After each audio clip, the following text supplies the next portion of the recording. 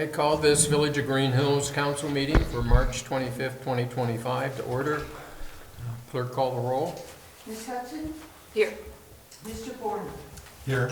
Ms. Walter? Here. Ms. Hermes? Here. Mr. Lee? Here. Mr. Culture? Here. Mayor Moore? Here. Okay, we have a prayer by Maria Walter. We thank you, Lord, for the men and women in our armed forces and our village and our state who work to protect our country and our village and our state. Please keep them safe as they carry out their duties, being away from home, and it's hard on them and their families. We ask you that you give them strength and courage and bring them back to us safe and sound. In Jesus' name, I pray, amen. Amen. Allegiance to the flag of the United States of America and to the republic for which it stands, one nation under God, indivisible, with liberty and justice for all. Make a motion I need to make a motion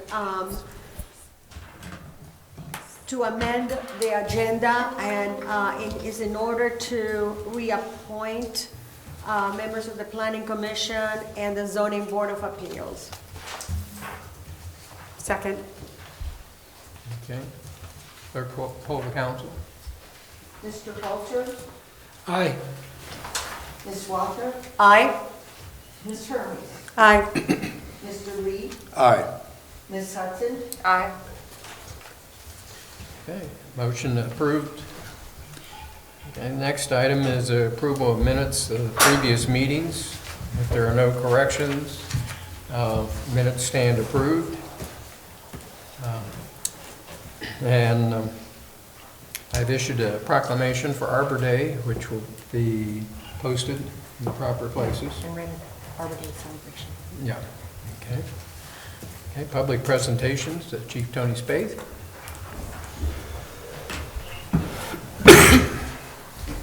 Thank you, Mr. Mayor. I'll share some statistics with you. So far in March, we've answered 24 EMS runs and 10 fire runs for a total of 34. Year to date, we're at 120 EMS runs, 38 fire runs for 158. A couple of announcements. I want to congratulate Lieutenant James Campbell, who celebrates 15 years with the department this month. James is he manages our fleet. By trade, he sells truck parts, and so he uses that knowledge to help us get the best deals when we are having certain issues with repairs and maintenance and upkeep and so on and so forth. So I want to congratulate Lieutenant Campbell on his 15 years and thank him for his service. I want to remind everybody that on Sunday, April 20th, which is Easter Sunday, we will have our Easter egg hunt. It's at 2 o'clock, as usual. It's the same as it always has been, so be on time, because when the whistle blows, it's about over in about 3 minutes, or less. So we invite the community to come out and join us for that tradition, and we'll pray for some nice weather. Hopefully spring will be here by then. Department is currently going through EMT refresher class, and so our EMTs have to recertify their state certification cards every 3 years. You have to have 30 hours of training, and so we're conducting that training now. If you've been up here on Monday nights, you may have seen some Glendale fire units out here. They are joining us in that training, so it's just another example of us collaborating with our neighbors, specifically volunteers, so that we can pool our resources and get the best bang for our buck. And so that training will conclude in April. Our project plan for our transition to part-timers is moving right along according to plan. My leadership team and I have met extensively for many, many hours over the past several months, and that's moving forward. Yvonne and I have some work to do here in the next couple of weeks, which we hope to get that tidied up and completed. And so we'll be looking to hire some folks, and on or about the first week of July is when the target is to start having 3 people in the fire station 16 hours a day to cover EMS and fire runs. So we're very excited about that. A lot of our folks have put a lot of work and time and effort and It's been a long, long project, and so we're pushing forward, and we're very, very excited about things to come. That's all I have to report tonight. Any questions or comments for me? Please give our congratulations to James Campbell I will do that. and our thanks for his service here. You bet. Thank you very much. Thanks, Tony. Have a great night. Jennifer Reichert, Library. As always, the library is a hopping place to be, so thanks for letting me come in and let you know what's going on again. We have a couple of new resources that are available online all across the county that I wanted to highlight. Anybody who enjoys genealogy and family research, we've added FamilySearch.org, which is a powerful free tool for genealogy and family history research, offering access to more than 6 billion searchable names and 2 billion historical records. And we often use that for helping, especially in our downtown department, for reference questions that involve genealogical research. But we have become an affiliate library with them, which means that if you come into a library branch or get onto any library Wi-Fi, you can access extra records from them for free. Some of it is you have to be in the library to use it. Ancestry.com is also similar. We have that, but you have to be inside the library or on the library's Wi-Fi to access the library Ancestry version as well. We also have the Cincinnati Enquirer archive, which is all of the photos from the Cincinnati Enquirer. 1,200 bankers' boxes were carried into the main library a year or two ago, and they've been busy working on them, but they have a lot of them. They have digitized over 10,000 pictures already, but there are a lot to go. However, if anybody has an interest in a family search or a particular event, you can contact the main library and they will prioritize, you want these pictures, so we'll do the research to find them for you and prioritize digitizing those over just randomly starting at the beginning or the end. So there's a whole range of ones, and they are part of the digital library that the library provides, so that you have access to all of those photos that have been digitized already. So if you have something, let me know. We'll see about getting you connected with the main library to be sure that you can have your photos digitized, or the ones that you're interested in. We're also going to be having a really cool set of programs coming up. We have Bollywood Beat Dances, which is presented by the Cultural Center of India, and it's going to be music, dance, action, drama, glamour, all come together in Bollywood movies and dance numbers. These dances have a touch of tradition, including many different flavors and walks of life. Popular all over the world, these dances are earthy and simple, yet energizing in nature. You will see fun, celebration, and happiness in all of the dance sequences. Dancers dressed in colorful costumes, intricate jewelry, and theater makeup will be there to entertain you with breathtaking footwork and ancient storytelling. So this is going to be here. Well, I put down all of the description and then I forgot to write down the dates. So I'll work on that one in just a minute and I'll get back with you guys. However, if you go onto our website or call us, we would be more than happy to let you know about that one. It should be really exciting. We're also having spring break for kids, so we still have 2 programs coming up. Tomorrow we're building Duplos at 11 a.m. And we're also going to have a turtle talk on Thursday at 11 a.m. and kids can come and hear facts and stories and do a little craft and everything. I also wanted to say thank you to the chief and to the fire department, especially Julie Sheets, who came out on Thursday and did a fire safety program with our adults with developmental disabilities, and we had a wonderful time. It was a great presentation. They were very enthusiastic, and I really appreciate partnering with our community members to bring everybody together for that one. So again, most appreciated that you all came and helped us out with that. We're also going to have trees available at the main library starting on March 28th. For pickup for Arbor Day, so come in and get them soon and plant them quickly so that they don't die, because they have already had a bit of a hard life being transported and everything. We are also starting a new program series called Quick Quest, which is on Tuesdays for youth at 5 p.m. and you can stop in each week for a new fun activity or craft. And we're also kicking off our Secrets of Spice, which is a social gathering, also informational about paprika was our first one. Dill will be our next one on April 1st.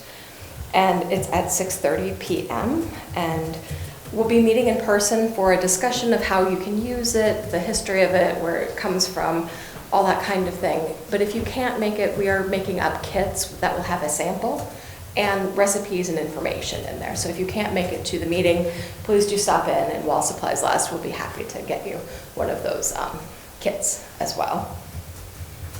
We also have our usual story times coming up. Youth Drawing Club is on Mondays at 4:30 p.m. We've got Classic Movie Club, Mystery Club, teens can do Dynamite Denim. We'll do some fun accessories for old jeans and everything so that you can accessorize properly with all of them.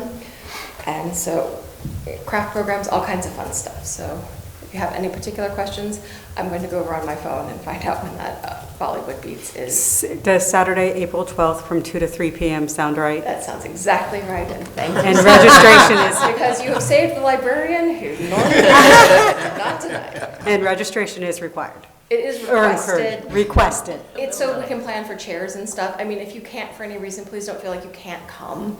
But it does make it a little bit easier if we know approximately how many people are coming. Any questions? Jennifer, I saw that the library, if you have a library card, you can have access to LinkedIn Learning. Is that Yes, true? absolutely. That is so phenomenal. They very- bought lynda.com, which has great training videos. And if you want to learn something, it is one of the best resources. And I was actually surprised. It's typically a paid service. We do, and again, we give access. Yeah. So if anybody gets a chance to check it out, LinkedIn Learning, almost anything you want to learn is there. So Absolutely, it's a great resource, one of our many databases that are invaluable. Jennifer, thank you so much for the many things that you do. And when you get to the spice of saffron, if you need some help, I can do recipes and I can explain what it came from and Oh, how I'd love expensive to it help. is and how it's used. I'll be glad to help. Stop in and we'll be more than happy to see. I don't know that they've only picked one or two so far. We just kicked it off last month, but we had 11 people come. So it was off to a bang, so I'm hoping that will continue, and please feel free to come. Okay, all right, thanks Thank you so again. much. Keep up the good work. Mr. Mayor, I'm going to ask the chief of police to join me here because I was just called. The gentleman couldn't make it, a member of the American Legion Post. And he asked me to please pass this to you. And it's a check for $3,000. And if you can have some kind of a nest egg for cameras for safety for our village, you would like this to start that nest egg with that. So. Thank you very much. appreciate it. All right, thank you. Thank you, American Legion. Yeah, and if I could just say something, American Legion has done this repeatedly. And so it's really just a great service to the community and to the residents, and we just really, really do appreciate it. We're all got the headwinds of prices going up and everything else, and to have a group like that that gives selflessly like that is just really commendable. And Jeff, let me add that they also had sought out for the Boy Scouts to also help with the fund for the camping in the summer. They also were seeking connection with the Girl Scouts as well. He was trying to get everybody that is part of the community and give a little bit at a time to everybody. So it's greatly appreciated. And they've given thousands over the years. Oh, yeah. They actually bought for the village the first computer that the village used. Yeah. Very much appreciated. Yeah. Okay, moving on, no public hearings, reports of municipal officials, municipal manager Yvonne Kovac. Thank you, Mayor. And one of the first things I want to mention is that we have a new microphone system tonight. So we will speak into these. Are you hearing it okay? Better? All right. Can let people hear us us? know if you need it turned up, turned down, whatever. We don't want to blast anybody. But anyway, great suggestions. So hopefully this will work. And before I forget, I do want to ask for an executive session on the time in the agenda for the purpose of discussing the disposition of property. I'm sorry. Disposition of property. Let's see, we have a lot that's gone on in the last week. A new home construction has started again, so that was great to see. Hopefully the weather will cooperate from this point forward to keep that going. The asbestos remediation that I mentioned, I think the last time at the Monoy's facility, that was completed in one day, so that project has been done. And also the surveying work for the park path occurred last week, and that's been completed as well. So the plans will be next, and then we'll be able to go to bid on that one. As Chief Spaeth mentioned, we've been working really hard to try to get a document put together that we could sit down and discuss and get in front of council for approval to support their effort. And the other item that I have been working a lot on are public record requests, and I wanted to review those as well as the status of each of those. I'm going to read them and then go through the status for them, if that's okay, if that works that way. Okay, it's a little bit easier.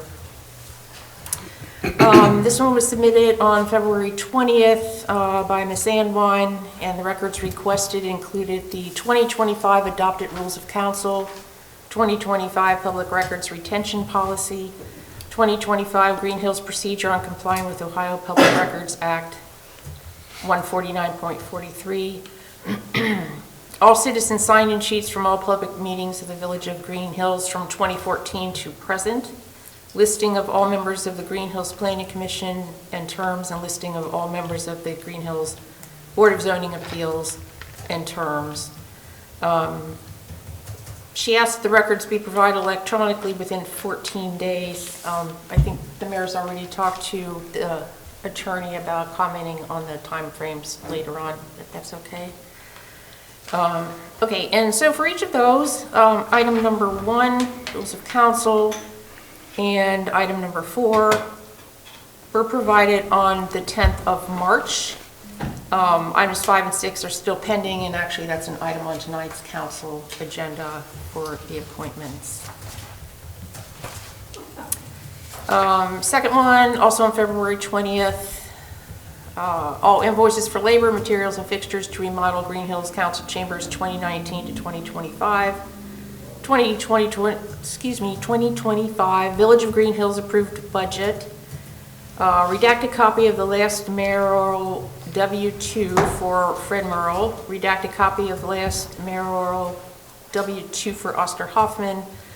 Redacted copy of last clerk of council W-2 for Joy Hoffman. Job descriptions for Village of Greenhills employees, and the last 2 contracts between the Village of Greenhills and the Greenhills Volunteer Fire Department.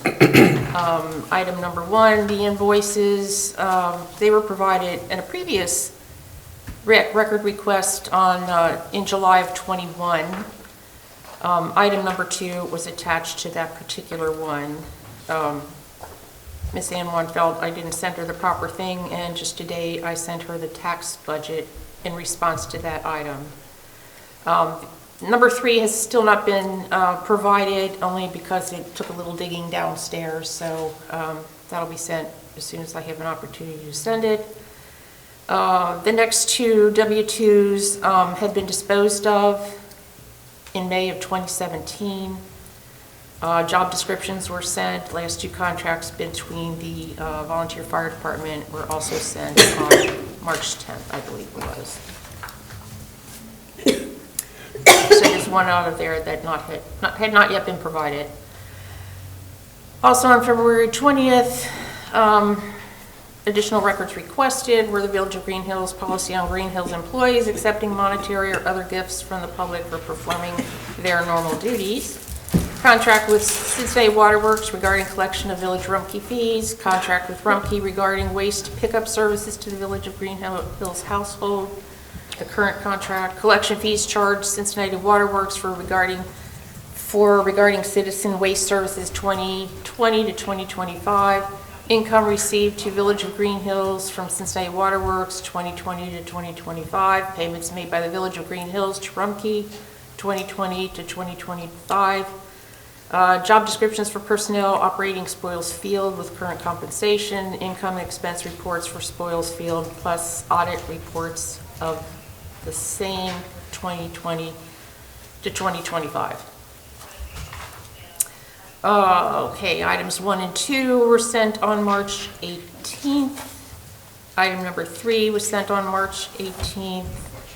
4, 5, and 6.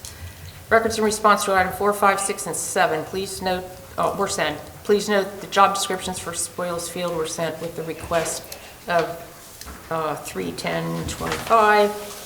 And the income and expense for Spoils Field was sent on 3/19. No records available for 2025 because the season has not started yet. And the audits were provided on January 28th of this year as part of a prior records request dated January 11th.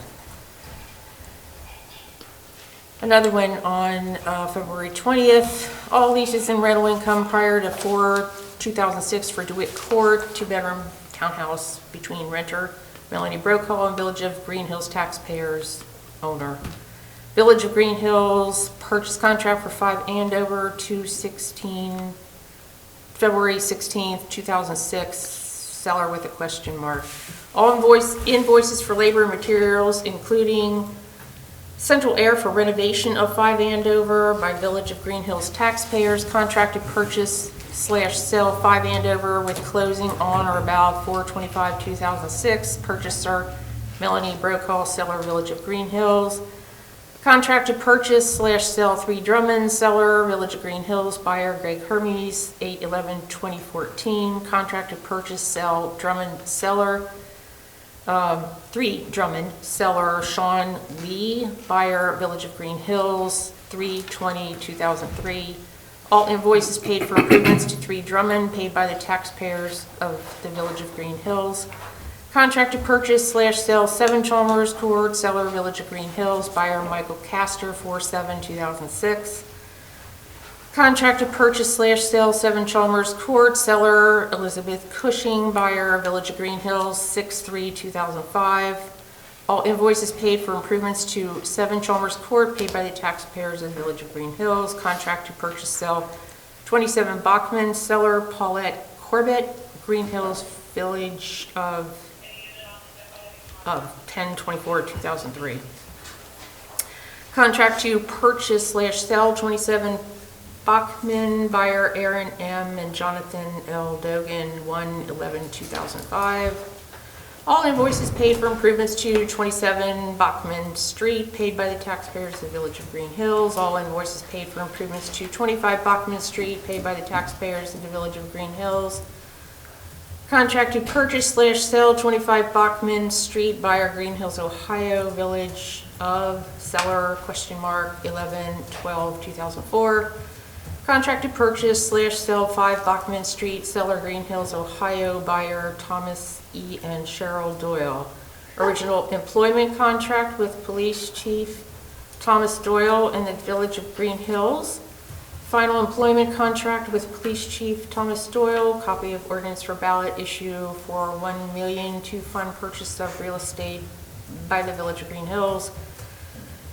Complete listing, costs of all real estate purchased, renovated, sold, demolished by the Village of Greenhills, 2000 to present. Summary of councilmatic bonds issued and paid down, 2000 to present, voted and non-voted debt, 2000 to 2025 redevelopment. Also, there were time frames set on all of these for response. Items, I don't expect you to remember the items, but items 1, 3, 7, 10, 13, and 14. There were no records to provide. As far as number 1, leases, rental property leases from 2003 to 2013 were disposed of on April 4th, 2019, pursuant to schedule number A1733. The village has a records retention schedule that identifies different types of files or records that we would keep, and each of those is assigned a number and also a time frame during which you have to keep them, and then you can dispose of them. And this is that's set all by the state. pretty regulated by the state, correct. Item number 3, oh wait, I forgot the rental income. Receipts ledgers from 1970 to 2014 were disposed of on January 30th of 2020 pursuant to schedule number F37. Item number 3, and I think these are all the same, 3, 7, 10, 13, and 14, no records to provide. Accounts payable from 2000 to 2013 were disposed of on May 12th, 2017 pursuant to schedule number 92-2. That information was provided on the 19th of March. Items 5, 6, 8, and 9 were provided also on the 19th of March. Items 11 and 15, 12 and 16 were provided on the 19th of March. 17, 18, 19, and 21. 19th of March, looks like most of them went that day. Same with item 2, item 4. And there are, on that one, a couple, at least one that's outstanding, the one involving listing costs of all real estates purchased. And that concludes that. I did just want to make a general comment that for those of you who watch the council meetings on a regular basis, you'll recall that a similar large request was made in January of this year, and we have these.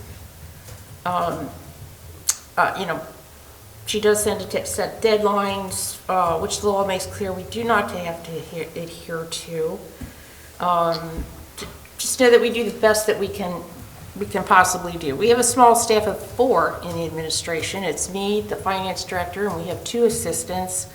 Both of them work the window, the phones. All of them have special projects. So we do as much as we can as often as we can. Many of these requests can be very labor intensive. Very few of them are just something you just pick up off your desk, here it is, go get it. You know, it's searching, it's copying, it might be redacting, it might be like, well, we don't know where it is yet, let's search, what could it be in? They can be quite time consuming. And really over the year, I would say at least 15 to 18 years this has been going on, and it's been at a large cost to the village in terms of time and money. So nonetheless, citizens are entitled to their records. We will always provide them. And I just ask, remember, we do have a small staff, and we all have huge workloads aside from pooling public records. I'd like to personally Sit down. thank you for all your Sit down. efforts. Thank you. You're out of order. Can you guesstimate, let's say, for those, how long it took? We are tracking the hours. I don't You're have tracking total the at hours, this point in okay. time. All right. Thank you. All right, thank you, Yvonne. And now Jeff Forbes, Law Director, and maybe you can address the how we handle these. Sure. Thank you, Mayor. Well, with respect to public record requests, the statute is very clear. There is no set determined number of days. You know, oftentimes you'll get a request that says, I want something within 10 days or by a certain date. And the statute's very clear. There is no set time. There are 2 very important words in the statute: prompt and reasonable.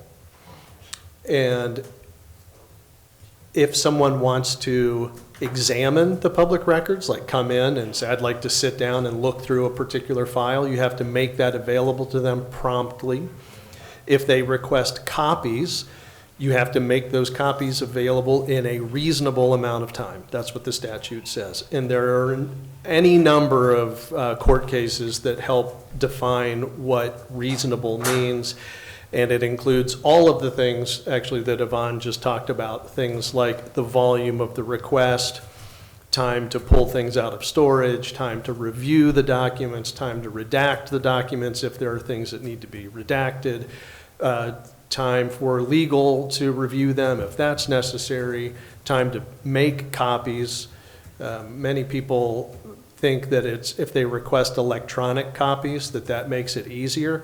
That does not always make it easier. If what you have is a physical copy, it actually adds a step. And people are permitted to request the form of the record. So if they ask for it electronically and we can do it electronically, then we're required to do that. But sometimes it actually adds a step where you have to copy something or put it through the scanner when you don't already have it electronically. So that's nothing new about that part of the statute. It's been like that as long as I can remember. Prompt and reasonable are the two words that are used. Yes, thank you, thank you, thank you. Can you Okay. add, Ms. Anglon, if you disturb this meeting one more time, I'm going to ask for you to be removed from this meeting, okay? You understand? Thank you. Mr. Forbes, I'm sorry. can you add, because some of us are familiar with the term redacted, but I feel like some Sure. people wouldn't know, so can you Yeah. add like why something would need to Yep, be redacted? there are certain things in the public record law that, as an example, sometimes there'll be social security numbers on documents, and the law requires that we redact them. That means we have to block it out. And actually that oftentimes adds a step as well, where you have to go through and either put, a marker or something over it and then make a copy of that. There's any number of things that are required to be redacted by the law. Another example that we get, it was not on any of the ones that were mentioned, but one that we often get is when people request records about, like, law enforcement officers. Their home addresses have to be redacted, their family information is redacted. There are, people's, I think one of the things that was requested was related to some tax documents. Certain information on the tax documents have to be redacted. And that just means it's blacked out. You have to take a marker or some kind of thing and cross it out so that it's not available to the public. And are we spending time and resources in double checking with you of what has to be redacted? Sometimes, I mean, the staff here is really, we've been doing these for a long time, so they're very good at doing those. But yes, oftentimes on more sensitive documents, that's built into the process. That's part of that reasonable amount of time to provide the records. Included in that is time to make redactions, and then also potentially to have legal counsel review it to make sure that the redactions were made properly. So more of an expense, and then so it sounds like the process isn't just finding the documents, but part of it is finding them and then having to take the time and the resources and take taxpayer money for you to actually read through each of the documents to see if there's anything that needs redacted. right, and sometimes just trying to figure out Interesting. what the document is that's really gonna Yeah. fit the bill. Yeah. Interesting. Assuming. Okay, thank you. Yep, so that, I mean, I hope that answers the question. Just a couple of the other items just on my regular report. I just wanted to mention a handful of bills that have been introduced at the state level. I know we went for a long time where I said the state legislature had been relatively inactive. They're making up for it, it seems like. So just since our last meeting, we have Senate Bill 86 was introduced, and that is to regulate and otherwise restrict what they're calling intoxicating hemp. I think it's an important one to make people aware of. We've talked a lot about the changes in the adult use cannabis law, like the recreational marijuana law. This is not that. This doesn't have anything to do with that. This is at gas stations, at vape shops, at other just retail stores where you can buy things now. That it's essentially a loophole in the law where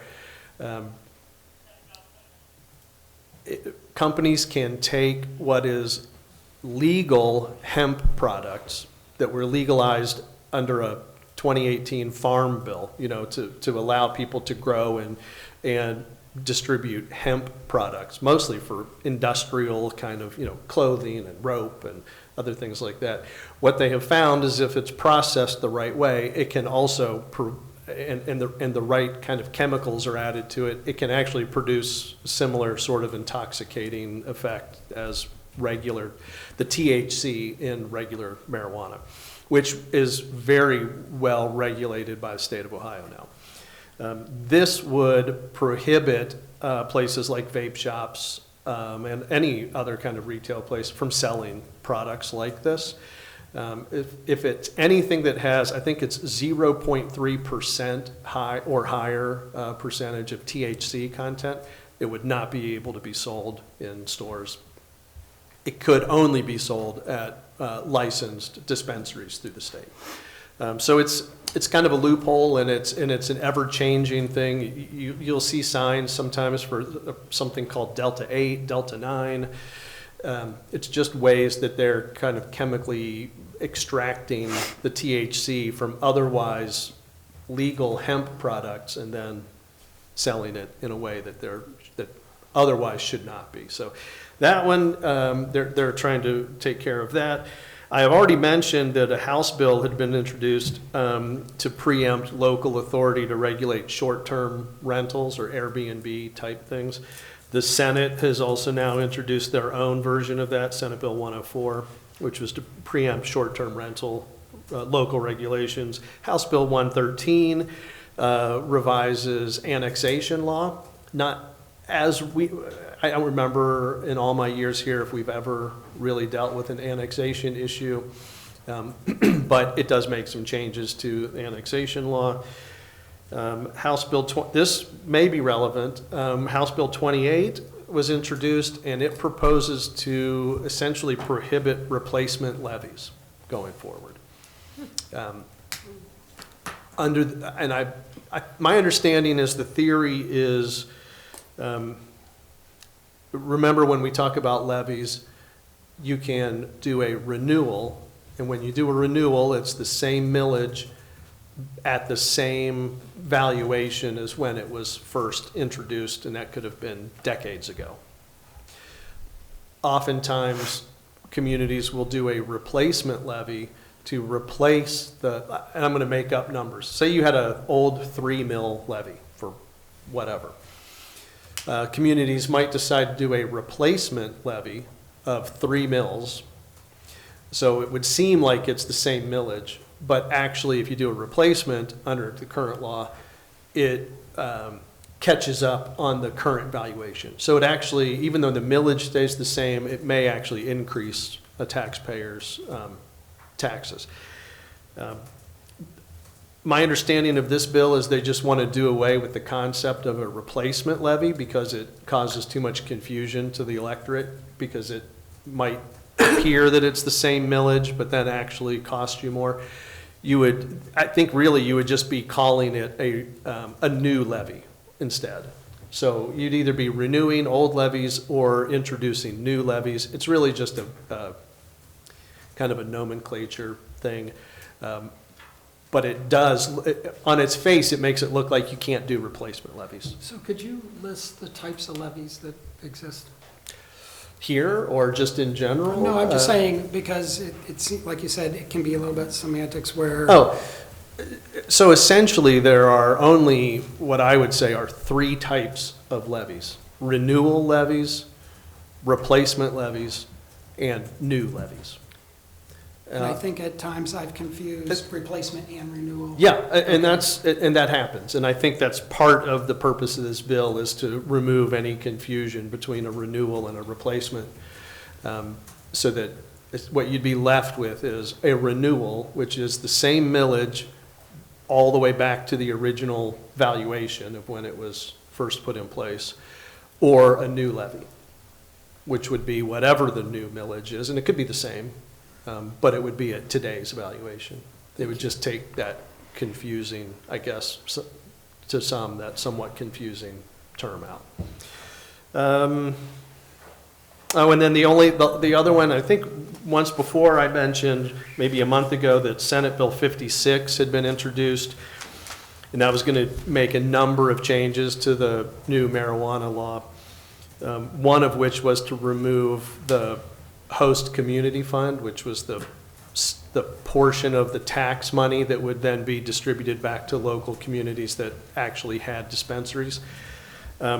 They did not leave that in Senate Bill 56. They decided to remove that part so that the host community fund would remain intact.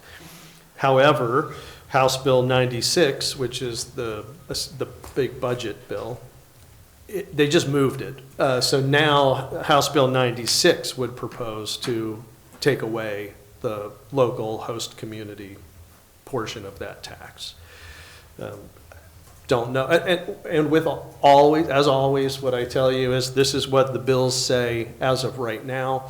They get amended all the time through the committee process, and how they get adopted, we just have to wait and see. So that may turn out completely different, but that's what it says for now. So, and all those other ones that I've mentioned over the last few months are still kicking around as well. So we've got, probably close to a dozen different bills pending right now that would potentially have some local government impact. And we'll continue to monitor those and report. Mr. Forbes, I have two questions for you. Question one, the Senate Bill 56, does that had anything to do on how to figure out the percentage of the drug in the system, of the cannabis, for some impaired driver, for example, like we do with the alcohol? Right. What does the officer has as a recourse for that?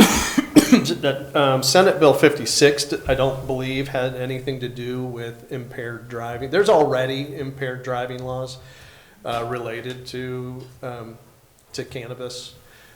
You can't, I'll let the police speak to it, but what I tell people generally is it's different than alcohol. Alcohol, you can do a breath test or a blood test, or I guess urine. I don't know if they do that anymore. You can't, there is no breath test available for impairment based on cannabis. But there is a blood test, and it has a different standard than it's just apples and oranges is how I would describe it. And it's very different the way your body metabolizes those different things. It's just, so there actually is a limit stated in the law, but whether those limits are, and this is the same with alcohol as well, whether the limits are there or not, police always have the ability to pursue charges if they believe, based on a number of other factors, that the driver's impaired. Okay. And my second question was, as soon as, whatever there is, I don't know when it would happen, but there have been a lot of talk and coverage in the news and in the newspaper about dogs biting. The warden asked for help to the state of Ohio, and the latest was that Governor DeWine is calling for changes on that. And they had reported 17,000 last year bites, and that does not include the ones that they don't know that someone had not reported. How fast do you think that would happen? And when it happens, would it be covering for all the state of Ohio, and we can adopt that as a possibility, or is it going to be also iffy? I guess to the first part, I'm not aware of anything being introduced at the state level, so I have no idea how long, if it would happen, and if it did happen, how long it would take for anything to become effective. When it comes to whether it would have statewide effect, oftentimes what we have to do is wait and see what the bill actually says. There have been cases related to the law about dangerous and vicious dogs, that it's been litigated about whether that is of statewide concern, or whether under your home rule authority you have the power to deviate from that. And so I can't predict what the new, if there even is a new statute, how it's worded, and whether it would be applied as a matter of statewide concern, or whether it would still fall within your authority. I know that locally we have looked at this a number of times over the years. I know we have. Yep. Also, just to clarify, when you say a figure like 70,000, 17,000. 17, okay. Yeah. I was gonna say, but I they think, say- I think it's about 20,000. But according to the quote here on the article, the one calls changes to the dog laws, they said that it's pretty safe to assume that there were more than that, and those are the ones reported. That's fine. Yeah. But we'll continue, as we always do, to watch what Okay. happens at the state level, and if anything is introduced, I'll be sure to report it here. Thank you. Freddie, thanks. Clerk of Council, Teresa Lawler. Nothing tonight. Okay. Chief of Police, Jim Howard. Thank you, Mayor. I'd like to mention that Lieutenant Ward just got back Sunday from going in front of the CALEA Commission, and we received our 6th accreditation from CALEA, so we're excited about that. I'll put more out on that in a little bit. Want to remind everybody, Coffee with the Cops coming up on Saturday, April 5th. That's from 9 to 11 a.m. at French Toast Heaven. We will provide coffee and pastries. If anybody wants to order off of the menu, they can, but that'll be on their cost.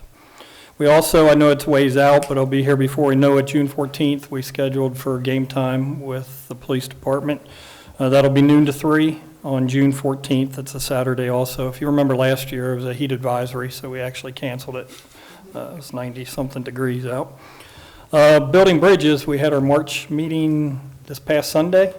Thank you to Grace Hills Church, who opened up their doors, provided pizza for us. We had a great group.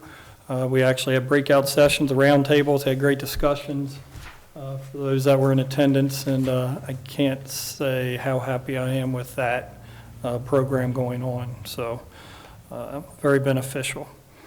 We were talking about levies, reference the upcoming levy. I encourage people to go to the website for the March monthly newsletter. It's got a lot of information in there, just a lot of questions and answers. I also welcome anybody, if they got any other additional questions, to call me at the police station, call Lieutenant, and ask about them.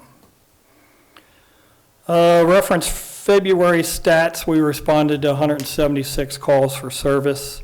We had 11 criminal offense reports, made 6 arrests. We issued 9 warrant arrests. We provided mutual aid to our neighboring agencies on 17 occasions.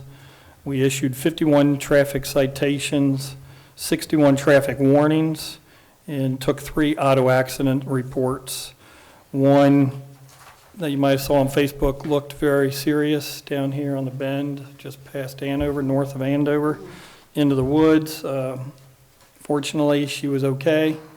I think a lot of it was due to being a brand-new 2025 vehicle and had every safety feature in there.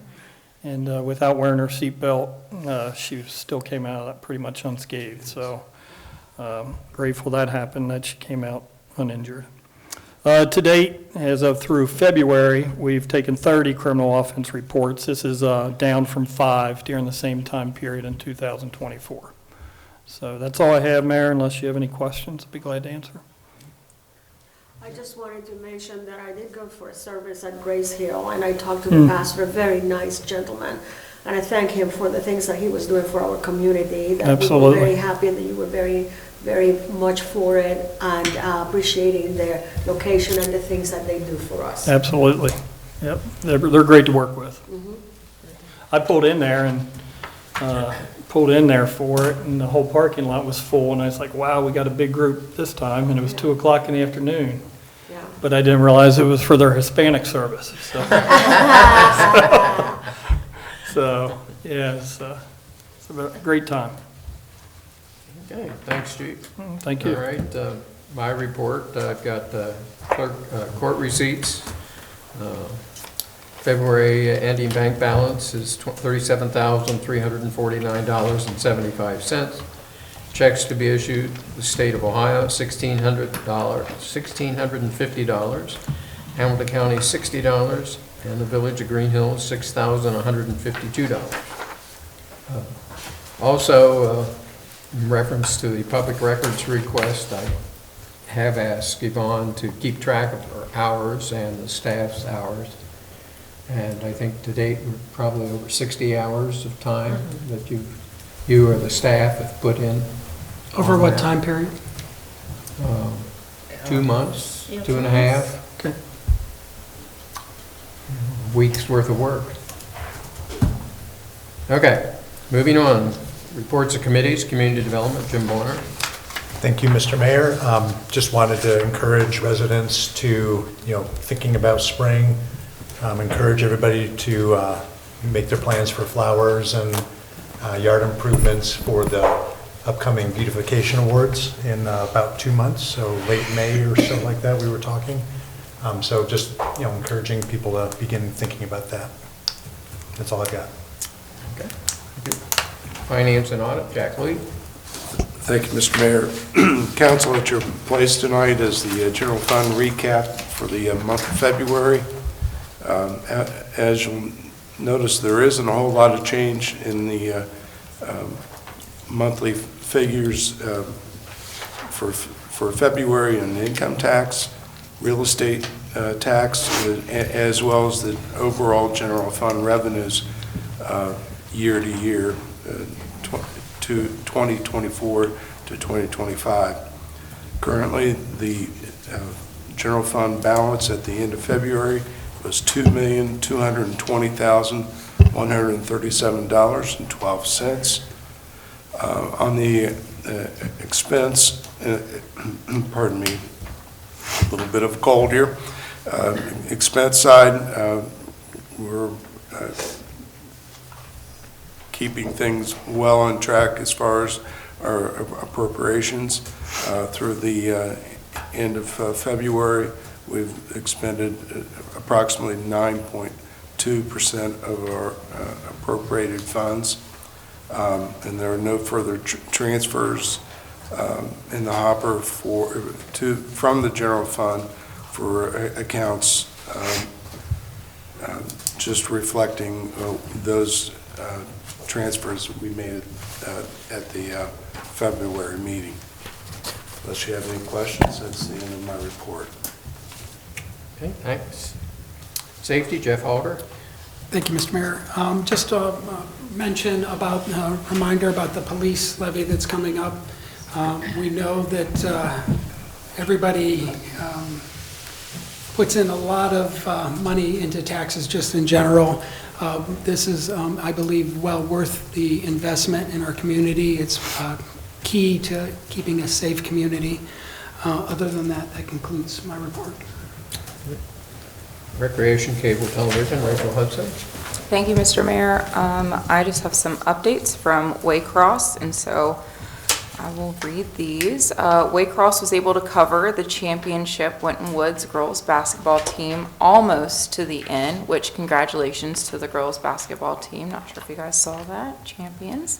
And OSHA reserved the rights for that last state championship game for themselves. So it looks like that's why they weren't able to cover, but they were glad to follow them to that point. They also were able to stream the celebration parade live to Facebook so that more people could be part of the excitement.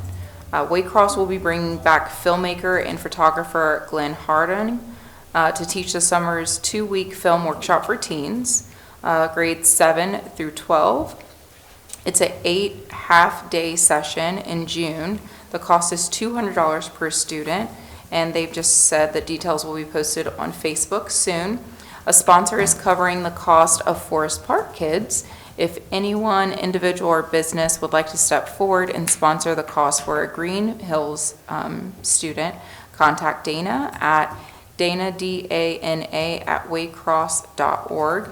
And lastly, Waycross is gearing up to cover the mini concert scheduled on the Commons this summer. This is capitalized, so emphasis on they need your help. They are in need of 2 to 4 camera operator volunteers for each concert. No experience required. Ages 13 to infinity. So as long as you're breathing, they'll take you. Students can earn community service credit, and retirees can enjoy helping out while grooving to their favorite bands. Dana may or may not have been seen grooving behind the camera on occasion.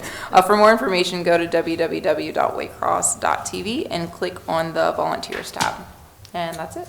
Thank you. Okay. Dana, if you're listening, I will sponsor one student this summer from Greenhills in memory of my husband, Thad Willard. Oh, that's nice of you, thanks. She said she heard that. And we have reached out to the superintendent's office to see if we could have the girls come to the next council meeting. Oh, that'd be The awesome. team. So we're going to look into it and see. They're on spring break this week, so we may know in a week or two if they are interested in coming and getting a proclamation. Yeah. Nice. That's Pat awesome. on the back. Yeah, So pretty cool. it was a good game. Okay, Service and Streets, Melanie Hermes. No report. Intergovernmental Affairs, Laws and Rules, Maria Wolf. I brought up the problem with garbage some days and the dogs, and that's what I addressed Mr. Forbes about it. Those were the two topics that I had. This was my agenda, Yvonne, if you want to keep that. So we covered mine. I'm going to send it down to Okay. Teresa. Okay, all right. And we have no legislation tonight. We'll skip that. No unfinished business. I would like to also announce that the American Legion is not just all the things that they have done here for Greenhills, but the things that are much more, the value of what they represent when they come in here for the services for Memorial Day and for Veterans Day. And you have to realize that these men have fought for our freedoms, and they are not spring chickens. They have served either in Korea or Vietnam, so that would make them an average of between 75 and 85 years old, and some of them are in the 90s, and they still stand up barely, but they come in and they do their rifles, and they do everything that they have to do by the book, and it's a commitment that they have had for their whole lives, and I really appreciate that. Okay. All right, and do you like I'm to? calling for an executive session? No. No. You need to ask for a motion to approve my appointments for the Planning Commission and the Zoning Board of Appeals. Do we want to separate those? Two motions or one motion? It's up to you. Let's do one motion. Okay, well, I would like to make a motion to appoint the members of the Zoning Board of Appeals and for the Planning Commission. Right, okay. And that's David Adams and Jeff Halter, that's for the Planning Commission, And Jack Lee. and Jack Lee. And the Zoning Board is Auke Hoffman and Jennifer Osmaniglu. I need a second. Second. I'm sorry, could you repeat the names that I didn't catch up? It was for David Adams, Jeff Halter, Jack Lee, that's for the Planning Commission, and for the Zoning Board of Appeals is Oscar Hoffman and Jennifer Osmaniglu. All right, we have a second? Second. Second. Oh. Okay. Clerk poll the council. Mr. Warner, Aye. Ms. Walker, Aye. Mr. Lee, Aye. Ms. Hudson, Aye. Ms. Hermes, Aye. Mr. Coulter. Aye. Okay, motion passes. All right. What's the term? What's the term? We'll have it on the. It'll be posted. Okay. Any other council people have any comments to make or anything, on anything? I do, sorry, forgive me, but it reminds me of what you just brought up. So thank you to the Legion for all that they do and for all that you do. And since I've been in this different season of taking care of my grandfather and navigating all of his medical ailments and the VA and everything, for the people that are here and that watch this, I just want to add that if they know of anyone that was a service member, especially that served in Vietnam, that there was something called the PACT Act, to where now essentially the VA has just made it a little bit easier for those service members to be able to get any benefits that would be allotted to them. And benefits could be one or twofold. It could be just their being able to have their medical care at the VA, which is, oh my gosh, night and day. Don't get me started. It's amazing. But then also they might have money for any claims or ailments that they could have that a lot of these men and women have talked themselves out of, or have said, oh, I just have a cold, when really they have things that that they received because of the time that they served. Correct. And so if anyone knows anyone, I would tell them to advocate for them to get their DD 214, to reach out to the VA or to a veteran service office. If anyone needs help navigating that, they can reach out to me and I'd be more than happy to help. And just seeing if they have any benefits out there that they would be entitled to, that they are entitled to, that they would be eligible for. I can be a liaison also with the American Legion. Okay. Anybody else? All right. Municipal calendar?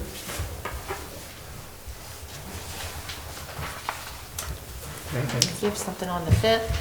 The 5th? Yeah, coming up. Coffee with Cops. Coffee with Cops, Coffee with Cops. Saturday, April 5th. And when's the Easter egg hunt, what day again? April 20th at 2 o'clock. to 2:02. 2:01. It's last minute and, you know, in live, yeah. Okay. All right.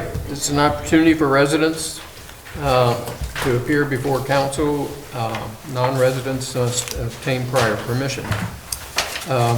When recognized, please come forward to the podium, complete the sign-in sheet, verbally indicate if you're a resident of Greenhills or a non-resident, then state your comments. If you have questions, the questions will be recorded and referred to the manager's office for a response. This will allow time for thoughtful and thorough consideration to be given to each question. Council meetings are recorded for ease of transcription. Comments are limited to 4 minutes. Speakers may not yield any or all of their time to other speakers.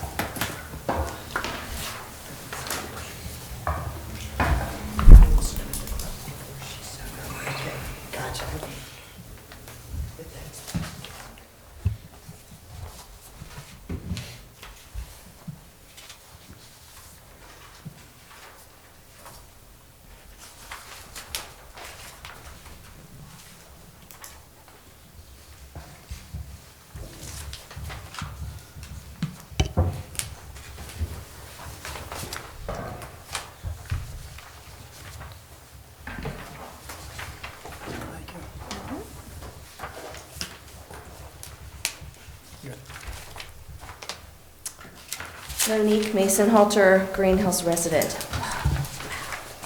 All right, as mentioned, at past council meetings, there are federal bills being rushed through that will eliminate municipal authority over the deployment of wireless infrastructure. I have provided you with printed materials from different organizations before, Americans for Responsible Technology, Environmental Health Trust, etc. Tonight, I've provided you with a copy of a campaign posted on the National Health Federation website called More Wired Broadband, Less Dangerous Wireless. Before I start reading excerpts from it, I'd like to thank council members again for passing a protective ordinance to regulate small cell tower deployment here and writing a letter to the Federal Communications Commission, FCC, to ask that the agency comply with the 2021 court order to address scientific evidence related to the health and environmental impacts of RF wireless radiation. So far, 11 Ohio state lawmakers have also written to the FCC, 4 of whom are on the House and Senate Health Committees, including Jean Schmidt, who is chairwoman of the House Health Committee. Now I will start reading excerpts from the campaign and the sheet that I provided to you. The power of the telecommunications industry is leading politicians to support wireless bills in the name of bridging a, quote, digital divide between those with and without, quote, broadband internet, end quote, connectivity. These bills ignore several inconvenient facts. 1, safety. The FCC's claim of adequacy of its limits on RF microwave radiation exposure was remanded in 2021 by a DC federal appeals court for capriciously ignoring 11,000 pages of scientific evidence of biological harm to humans and the environment. 2, mandates without liability. Federal legislation and rulemaking increasingly mandate Americans to be exposed to dangerous technology with zero safety testing while exempting the industry from liability for any harm caused by its products. 3, broken promises. Phone customers over the last decade have paid surcharges for promised wired internet that was never connected. 4, local solutions. Many states erected barriers to local government wired connections that could bridge this divide. The previous Congress included in its defense law the auctioning of, quote, spectrum that will exploit a law called Section 6409, allowing the loading of additional antennas onto already approved towers with almost no ability of local governments to oppose. H.R. 278 and H.R. 339 would eliminate local permitting discretion over virtually all wireless deployments.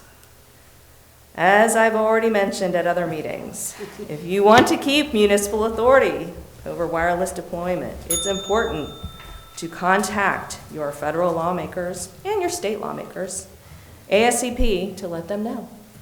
Thank you. Thank you. You still have it. 50 seconds left. The bell was to let you know that it was down to a minute. You know, I appreciate the fact that you all have looked very hard at this. And all I can say again is squeaky wheels get the grease.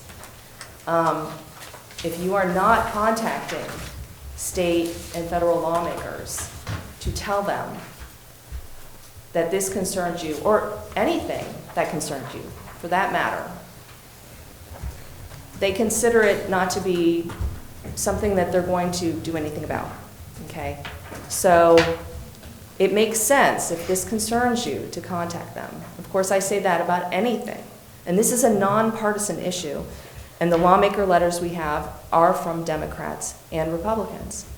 So I appreciate you guys looking into this and staying on top of it and being interested. Thank you. Thank you. Thank you. Anybody else?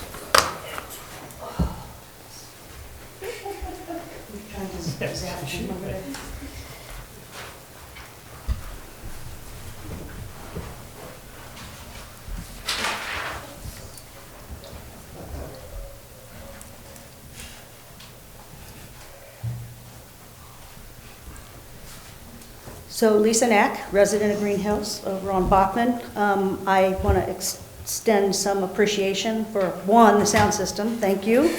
Appreciate it. Much, much better. Now I need to check on my end and see if there's something I need to do. But no, I really appreciate that. I also appreciate the workaround that you found for the difficulty that you were having with emails. I saw that was on the website. So again, thank you for responding to that request and making sure we can reach each and every one of you as needed.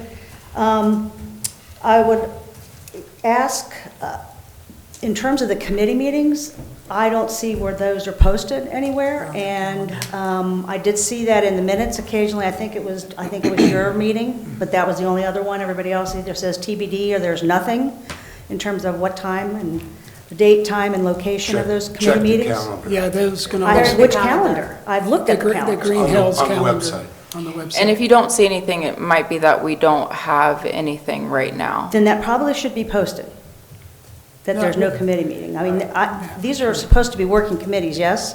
You're Well, shaking your yeah. head. No, I'm saying that we can't post every time we're not having a meeting. If you go to the calendar, we post when we are having a meeting. So you don't It's our- set a standing meeting? It's our objective, at least through the last retreat, to meet at least a minimum of 4 times a year. Why wouldn't you set those in advance for the coming year? Because we have multiple things. Perfect example is I'm a single mother of 3 children, one that's only a year and a half old, 2 of my children are in sports, and then I just took in my 77-year-old grandfather, and so I'm going back and forth to the VA. So it's not But also, one of my committees is Rachel, I'm recreation. sorry, Jeff pointed out that we really shouldn't be using her Oh, time. sorry. Your It's just time's to up. say things happen. It's just to say things happen. Ms. Hudson, I appreciate that you are a busy mother. I too was a busy single mother that ran a company. So, and if I were an elected official, I would take those responsibilities seriously, and one of those is your committee assignment. And as near as I can tell, you haven't had a committee meeting yet this year. Yes. Is that true? Yes, that is true. Okay. Our committees got changed this year, too. So, again, my request, as a citizen of Greenhills and a voting member of Greenhills, that the committees set their schedules and their meetings are posted. I know when I've sat on committees, that we set at the beginning of the year, we set our meeting schedule, our calendar for the year, so that it can be posted, so that I can protect that time as a priority for my elected position, and that our residents know when those meetings are scheduled. I would ask that this village consider the same thing. Absolutely. Pat, be quiet. And the other thing, I also want to thank you for all of the community outreach that you're doing. It's fabulous, and especially with the levy coming, so I would ask us to consider that. Are there some other listening sessions or connections that we need to make in the community to ensure that this levy is successful? Because given today's economic situation, I wouldn't count on that. We're a pretty safe community. I'm not sure that people are all that worried about it. I've seen the material, and we'll help distribute some of that material. But I just do not want you to take that for granted, especially given the climate right now, and people are demanding time in front of their elected officials and their individuals that provide service to the community. So, again, thank you for listening, and keep up the great work. Okay. Thank you. Thank you.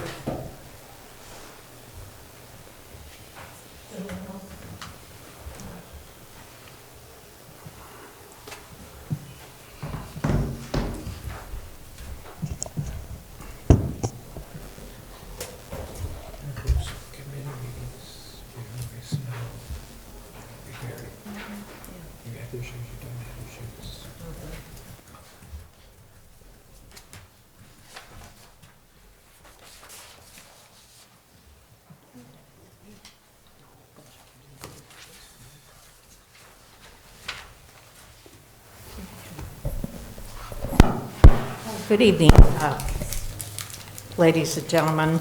My name is Pat Ann Bond. I am the elected Democratic chair for the Village of Greenhills for this district. I'm running for council this fall, and I have been doing lots of research, and I really appreciate the fact that Ms.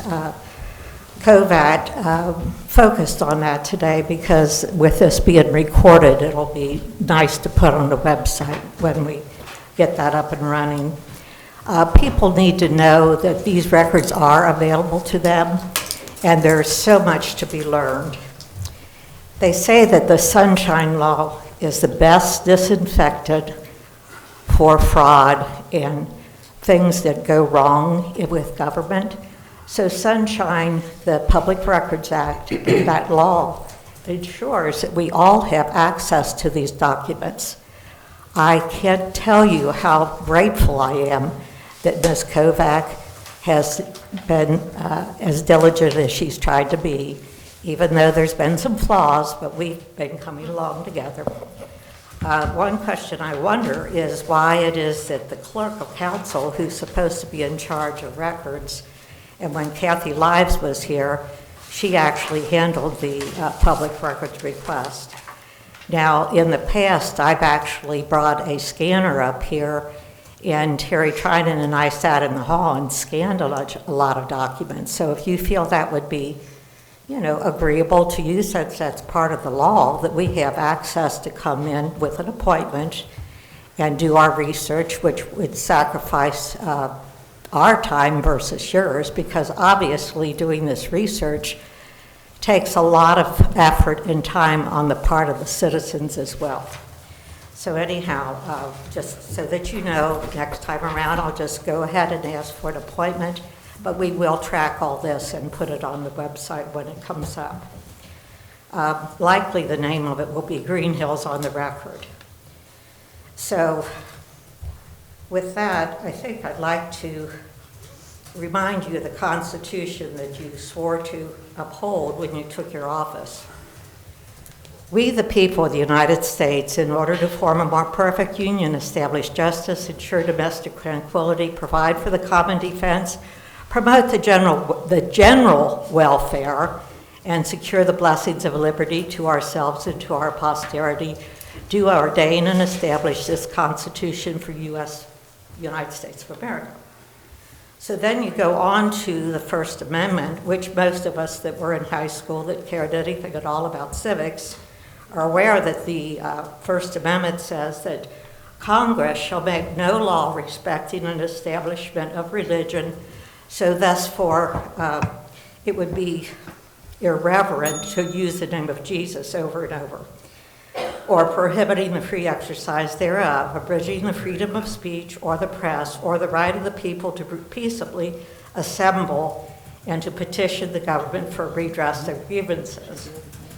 Now, I will say that this is the day and time that these grievances are going to come out from underneath the carpet, and I think the citizens of this village, who are some of the highest tax people in all of Hamilton County, have a right to have transparency in their government.